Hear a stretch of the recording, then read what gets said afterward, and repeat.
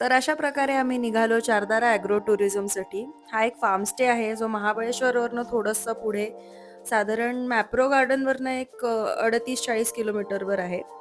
अ, खूप शांत, सुंदर, इतके स्टनिंग व्ह्यूज होते. एकदम सिंपल फार्म स्टे आहे. It's not a resort or anything like that. खूप शांत जागा आहे. तुम्हाला फक्त रिलॅक्स करायचं असेल, आरामात बसायचं असेल, तर तुम्ही ही जागा नक्की बुक करू शकता. होम कुक्ड फूड आहे, मील्स आहेत आणि व्ह्यूज इतके स्टनिंग आहेत. ही बाल्कनी होती आमच्या रूमची. रूम्स पण एकदम सिंपल आहेत. तिथे थोडेफार गेम्स पण आहेत. तुम्ही घरनं पण ऑफकोर्स घेऊन जाऊ शकता आणि एकदम सिंपल लिव्हिंग आहे. इको फार्म स्टे असा आहे. भरपूर ग्रीनरी आहे. फक्त मला एक गोष्ट जाणवली, की या ठिकाणी जर पावसाळ्यात गेलं तर खूपच कमाल जास्ती ही रिव्हर आहे. तर ते हे आम्ही उन्हाळ्यात फेब्रुवारीमध्ये गेल्यामुळे ह्यातलं पाणी जरा ड्राय झालंय. पण जर हे पावसाळ्यात गेलं तर इतकी कमाल दिसणार आहे हे सगळं. ग्रीनरी इतकी जास्ती दिसणार आहे. ते व्ह्यूज याच्यापेक्षा 100 पटीने चांगले दिसतील. पण ओव्हरऑल आम्हाला सुद्धा फार मज्जा आली. फिरायला प्रॉपर्टी खूप मोठी आहे. 2-3 मंदिरं आहेत. त्यांचं स्वतःचं फार्मिंग आहे भरपूर. आम्ही गेलेलो तेव्हा ते बटाट्यांचं फार्मिंग करत होते. त्यामुळे त्यांचं फार्म फ्रेश फूड आहे. तिथे लिहिलेलं असतं रेस्टॉरंटमध्ये, की आज काय स्पेशल आहे असं. सो आम्ही हे मंदिर बघायला पण गेलो होतो आणि खूप सुंदर अशी हे एस्पेशली हे गुलाबी झाड तिकडे बऱ्याच ठिकाणी दिसलं आम्हाला. मग असंच थोडंसं गुलाबी फुलांच्या मधून चालावं म्हणून एक रोमॅन्टिक शॉट असा शूट केला. ओव्हरऑल खूपच मस्त जागा होती. तुम्ही तुमच्या फ्रेंड्सबरोबर पण जाऊ शकता, फॅमिलीबरोबर जाऊ शकता. एक रिलॅक्स्ड वीकेंडसाठी हे फार्म स्टे खूप परफेक्ट जागा आहे असं वाटतं. हे झाड माहिती आहे का तुम्हाला कुठलं आहे? कसलं सुंदर आहे ना. मला खूप जास्ती आवडलं हे.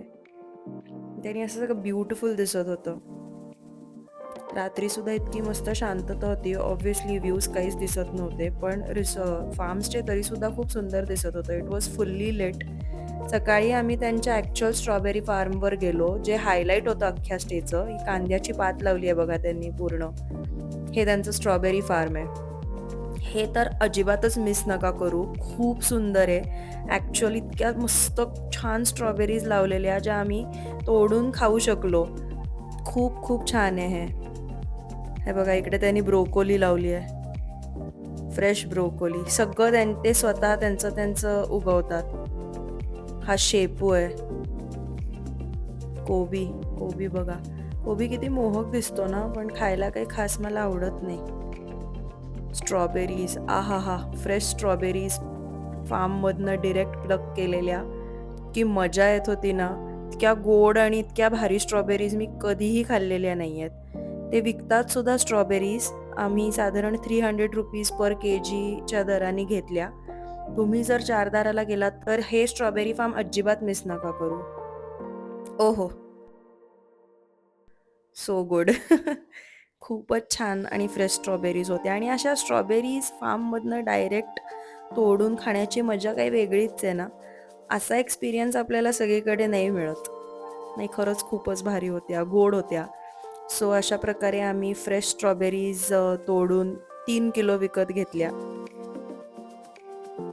ॲक्च्युली कमर्शियलाइज्ड नाही आहे फार. हे अगदीच असं होमली फीलिंग आहे आणि त्यामुळे त्याचा एक्सपिरियन्स अजून जास्ती भारी आहे असं मला वाटतं. या ताईंनी इतकं छान सगळं पॅक करून दिल्या. त्या सांगत होत्या काल रात्रीच 20 किलो मुंबईला कोणीतरी घेऊन गेलंय स्ट्रॉबेरीज. नाही खरंच स्ट्रॉबेरीज खूपच भारी आहेत. अशा प्रकारे मी स्ट्रॉबेरी ड्रेस घालून स्ट्रॉबेरी फार्ममध्ये स्ट्रॉबेरी ट्राय केलीच तर. I love this experience. Cheers.